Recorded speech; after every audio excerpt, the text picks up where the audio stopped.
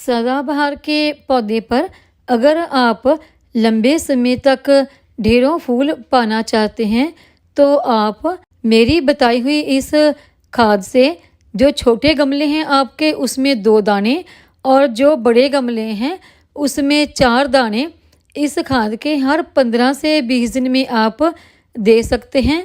इससे आपके पौधे सालों साल लंबे समय तक फूलों से भरे रहेंगे।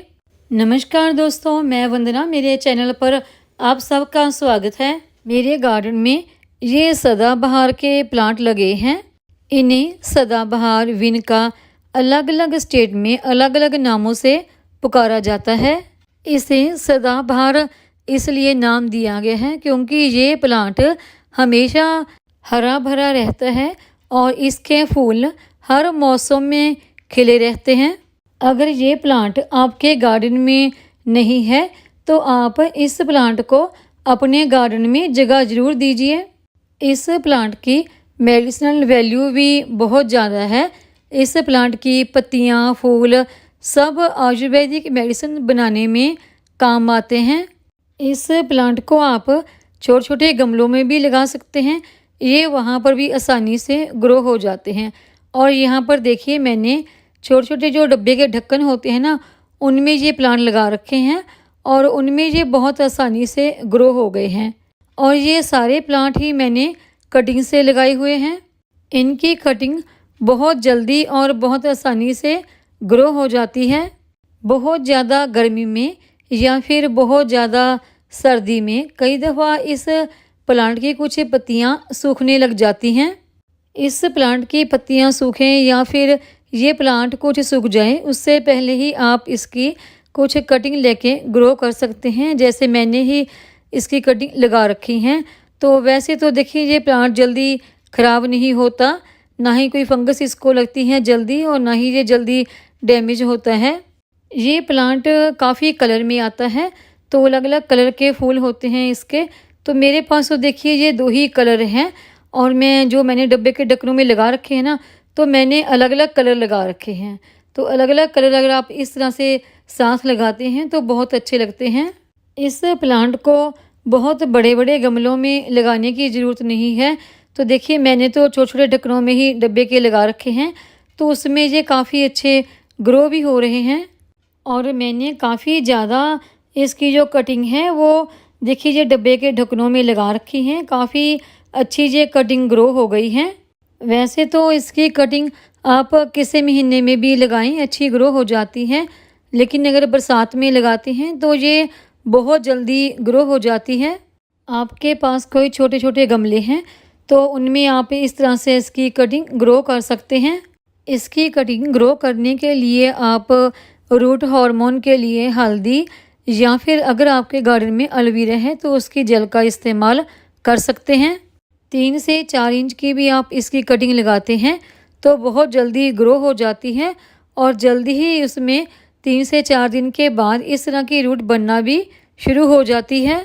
इन प्लांट को बहुत ज़्यादा किसी फर्टिलाइज़र की ज़रूरत नहीं होती है। इन कटिंग को ग्रो करने के लिए मैंने ये सिंपल गार्डन सॉइल और उसमें कुछ सूखे पत्ते मिक्स करके इन कटिंग को ग्रो किया था। अगर आप बिगिनर हैं, आपके पास कोई फर्टिलाइज़र नहीं है, तो आप इन कटिंग को सिंपल गार्डन सॉइल में भी ग्रो कर सकते हैं। सिंपल मिट्टी में भी ये अच्छे ग्रो हो जाते हैं। धीरे धीरे जैसे गार्डनिंग करते हुए आपको कुछ वक्त बीत जाता है तो उस वक्त आप वर्मी कंपोस्ट या फिर नीम खली मिक्स करके मिट्टी तैयार कर सकते हैं। इस प्लांट को कभी भी ओवर वाटरिंग ना करें। बरसात में इस बात का ध्यान रखें कि इसके गमलों में पानी बिल्कुल भी खड़ा नहीं होना चाहिए, क्योंकि पानी अगर खड़ा रहेगा या तो इसकी पत्तियां पीली होकर झड़ने लगेंगी और या फिर इसकी रूट अगर गल जाती हैं तो ये पौधा हमारा मर जाएगा। इन पौधों के पास ही देखिए, ये मेरा एक डब्बे का ढक्कन पड़ा था जिसमें मैंने मिट्टी डालकर कुछ प्लांट लगा रखे थे और इसमें सदाबहार के कुछ बीज गिर गए तो उनसे ये प्लांट काफ़ी सारे ग्रो हो गए हैं। सदाबहार के फूलों से ही इसके प्लांट ग्रो हो जाते हैं क्योंकि इसके फूलों में ही इसके बीज होते हैं। तो देखिए, इस गमले में इस तरह से कुछ फूल गिरते रहते हैं और ये प्लांट हमारे ग्रो हो जाते हैं अपने आप ही। और कुछ प्लांट मैं आपको सदाबहार के और दिखाती हूँ। देखिए ये वाले प्लांट जो मेरे एक छत की ग्रिल है ना यहाँ पे, ये वहाँ पर कुछ प्लांट लगे हैं। इनके आसपास भी कोई सदाबहार का पौधा नहीं है, लेकिन शायद बीज जो फूल हैं उनके द्वारा उड़कर कुछ इधर आ जाते होंगे, तो ये यहाँ पर लगे हैं। ना तो इसमें कोई मिट्टी है और ना ही मैं यहाँ पर पानी वगैरह लगाती हूँ।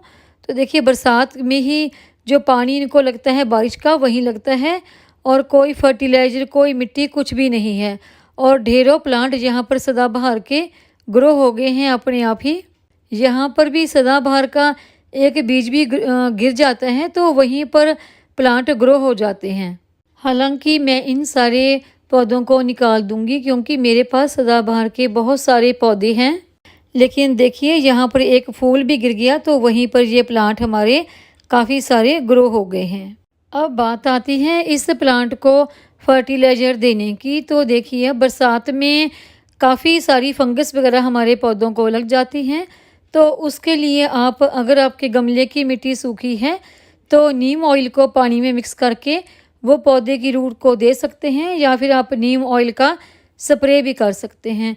अगर आपकी मिट्टी गीली है तो आप उसमें नीम खली ऐड कर सकते हैं ड्राई फॉर्म में।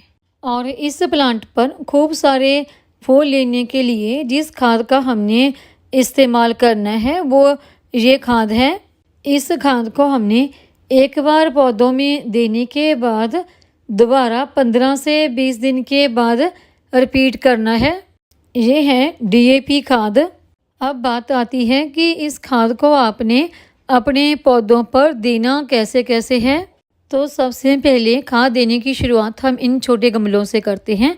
खाद देने से पहले हमने इनकी मिट्टी की अच्छी तरह से गुड़ाई कर लेनी है। ये गमले हमारे देखिए काफ़ी छोटे हैं, तो इनको जो खाद देनी है वो मैं ये 2-2 दाने ही दूंगी। इन छोटे गमलों के लिए खाद के 2 दाने काफ़ी हैं। अगर आपके गमले बड़े हैं तो उसमें आप इस खाद के 4 से 5 दाने दे सकते हैं। और अगर आपके पौधे बड़े हैं और ज़मीन में लगे हैं तो उसमें आप 1 चम्मच के आसपास भी इस खाद का दे सकते हैं।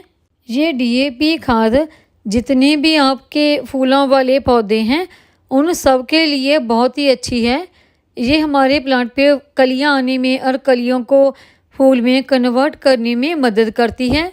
और देखिए जैसे ये सदाबहार का प्लांट हमारा काफ़ी बड़ा है, तो इस प्लांट में 7 से 8 दाने डीएपी के काफ़ी हैं। जिस हिसाब से आपका पौधा और गमला बड़ा या छोटा है उस हिसाब से आप उसको डीएपी के दाने दे सकते हैं। अगर सदाबहार का पौधा आपका काफ़ी बड़ा हो रहा है तो बरसात में आप इसकी प्रूनिंग कर सकते हैं, इससे ये पौधा काफ़ी बुशी हो जाता है।